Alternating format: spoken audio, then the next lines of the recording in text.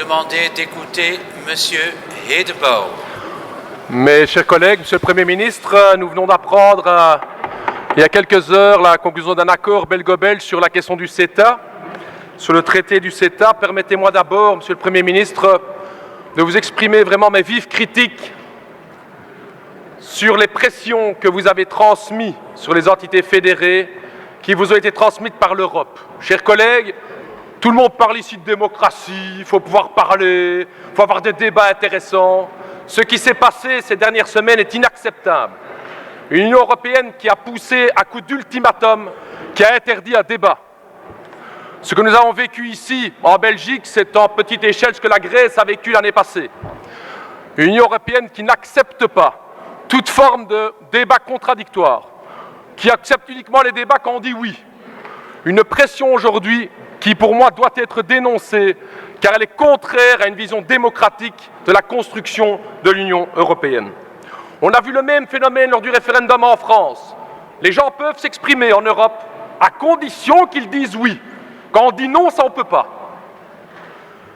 On peut s'exprimer en Hollande sur la Constitution européenne à condition que les Hollandais disent oui. Sinon, on ne peut pas. On peut s'exprimer au Parlement wallon sur le CETA à condition qu'on dise oui. Sinon, on ne peut pas. C'est ça la vision de l'Union européenne que vous avez, chers collègues. Eh bien, les peuples en ont de plus en plus marre, chers collègues.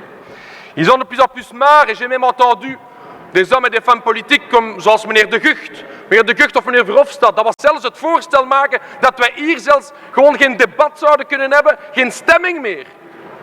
Zo ver gaat het bij politici vandaag. Is dat vanaf dat er een probleempje is, gewoon niet meer gestemd. En wel, dat is onze visie niet van de democratie.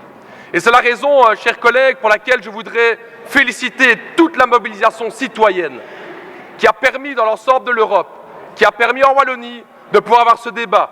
Je profite pour remercier le Parlement wallon qui ont permis d'ouvrir un débat sur le CETA. Parce que ça, c'est quand même fou. C'est que vous dites tous ici, « Oh, c'est important, le CETA, c'est un accord important. » Mais il ne vaut même pas la peine d'avoir un mini-débat au Parlement fédéral.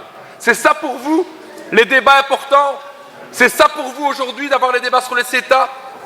Eh bien, ma question sera très claire. Nous avons entendu qu'il y avait un accord entre gouvernements et je dois dire que nous le regrettons avec les éléments que nous avons aujourd'hui. Je crois que cet accord est un mauvais accord. Aujourd'hui, clairement, il n'y a aucune virgule qui change au niveau du CETA même, le texte fondamental. Les tribunaux d'exception pour les multinationales restent maintenus. Les clauses environnementales et sociales ne sont pas contraignantes. Il nous semble que c'est un mauvais accord qui est aujourd'hui mis sur la table dans un accord belgo-belge. La question sera très simple, Monsieur le Premier ministre.